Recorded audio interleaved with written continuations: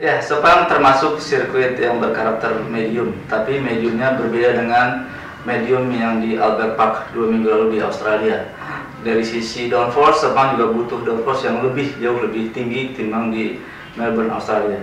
Yang juga membedakan Sepang dan Albert Park di Australia itu adalah ada dua trek lurus yang bisa membuat teknologi baru yang dikembangkan yang baru dipakai tahun ini, KERS dan DRS atau Drag Reduction System itu akan digunakan secara maksimal.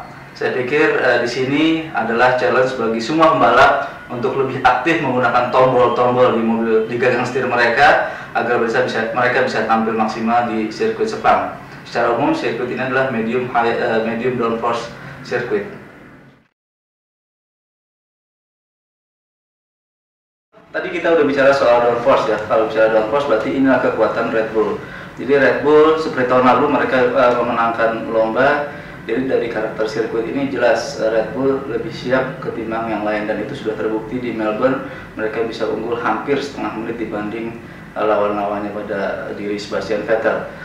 Kalau dari sisi itu aja Red Bull siap. Tetapi bukan mustahil McLaren yang kemarin mengejutkan di Australia, di mana pada tes precision mereka buruk tapi tampil bagus di Australia, mereka juga akan catch up, akan mengejar Red Bull.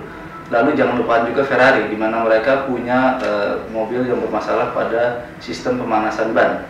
Nah sekarang mereka sudah didukung oleh cuaca yang panas di Sepang, jadi tidak ada alasan lagi mereka untuk lambat memanaskan ban pada mobilnya.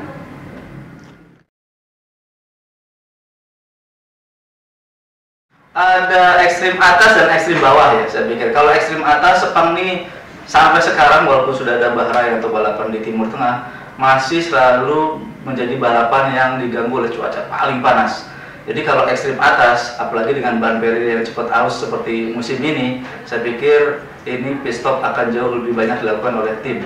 Kemarin aja di Australia itu ada 2 sampai 3 pit stop. Saya pikir di Sepang ini bisa jadi ada tim yang bahkan juga bisa menang dengan menggunakan strategi 4 pit stop. Ini semata karena Sepang begitu panas dan ban Pirelli yang cepat aus. Sementara kalau ekstrim bawah, hujan, itu benar-benar kalau hujan ya hujan deras, sederas-derasnya di Sepang, lebih deras dibanding sirkuit lainnya.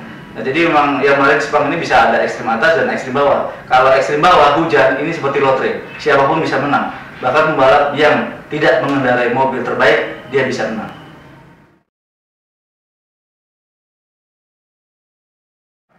Iya, di Australia mereka tidak menggunakan KERS karena karakter sirkuit tidak membutuhkan itu.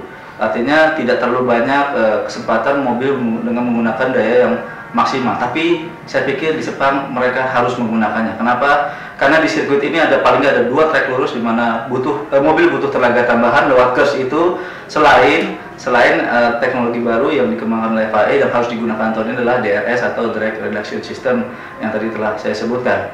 Jadi kalau Red Bull ingin menang di Sepang, selain mereka sudah bagus secara downforce, saya pikir mereka butuh KERS.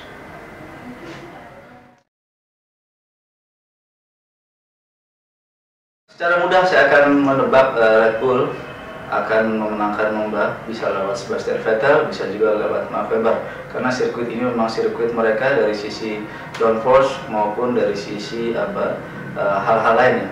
Apalagi mereka disinyalir akan menggunakan KERS yang merupakan tenaga tambahan di sirkuit ini. Sementara kalau hujan, itu kalau kering tadi. Kalau hujan saya pikir bisa jadi ini terbuka untuk semua tim, siapapun bisa menang di sini karena Sepang ini kalau hujan begitu licin, begitu banyak air yang mengenang di trek. Jadi kalau kering saya pikir Red Bull akan menang lomba, sementara kalau hujan lebih terbuka kan bagi siapapun menang.